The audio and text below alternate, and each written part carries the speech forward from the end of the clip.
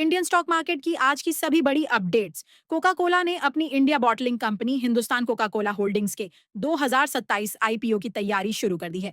Reports के मुताबिक company ने आईपीओ के लिए जेपी मॉर्गन, सिटी, कोताक महिंद्रा और मॉर्गन स्टैनली को बैंकर्स अपॉइंट किया है। कोका कोला इस आईपीओ के जरिए अपनी बॉटलिंग कंपनी में अपनी कुछ स्टेक बेचने की प्लानिंग कर रही है।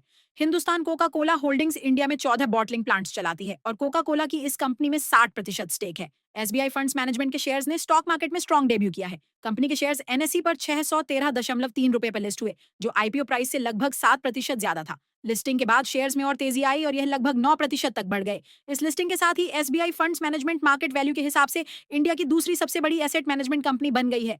विजय सिंह अगले महीने 14 अगस्त को सर रतन टाटा ट्रस्ट के ट्रस्टी पद से हट जाएंगे। रिपोर्ट्स के मुताबिक उनका टेन्योर खत्म होने के बाद वह ट्रस्ट से अलग हो जाएंगे। कहा जा रहा है कि सर रतन टाटा की डेथ के बाद बदले माहौल और कुछ इंटरनल कॉन्फ्लिक्ट की वजह से उन्होंने यह फैसला लिया है। हालांकि वह सर दोराजी टाटा ट्रस्ट के ट्रस्टी के रूप में 1 साल और बने रहेंगे।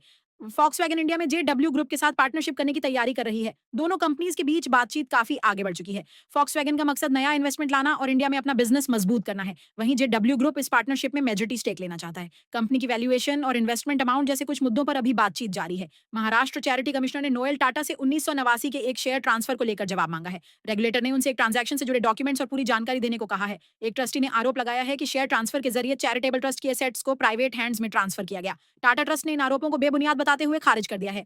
पंजाब नेशनल बैंक के शेयर्स पिछले 2 दिनों में 7% से ज्यादा बढ़ गए हैं। इस तेजी की वजह कंपनी के Q1 FY27 के मजबूत रिजल्ट्स रहे। पीएनबी का नेट प्रॉफिट 214% बढ़कर 5,253 करोड़ रुपए पहुंच गया। वहीं बैंक की नेट इंटरेस्ट इनकम भी बढ़कर 10,798 करोड़ रुपए हो गए।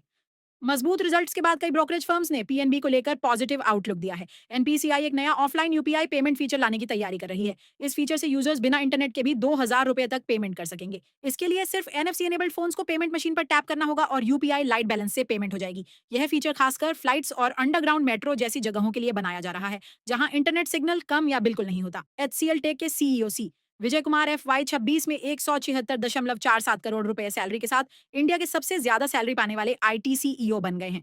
उनकी सैलरी पिछले साल के मुकाबले लगभग 67% बढ़ी है। इसके साथ ही उन्होंने लगातार तीसरे साल यह रिकॉर्ड अपने नाम किया है। इनके बाद दूसरी सबसे ज्यादा सैलरी 82 करोड़ रुपीस इन्फोसिस के सीईओ की है। तो ऐसे ही बिजनेस और स्टॉक मार्केट अपडेट्स के लिए